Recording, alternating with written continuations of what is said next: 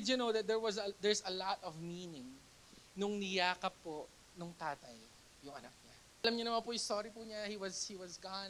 Nawan niyo na po yung inheritance niya and he lived a prodigal life. Nung na-realize niya na siyang pera and everything, bumalik po siya sa tatay niya. Ang ginawa ng tatay niya, niyakap po siya. And did you know that there's a lot of meaning nung niyakap po nung tatay yung anak niya?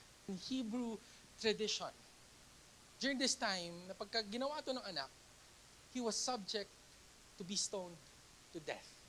And kapatid, yung ibig sabihin po ng pagyakap ng tatay, is sinasabi ng tatay, ako na lang batuhin niyo. Huwag na yung anak ko. And did you know, yung po yung ginawa ng ating Panginoon sa atin? He was wounded for our transgressions. He was bruised for our iniquities. Para ano? Para makapasok sila. Para may access. And He was the way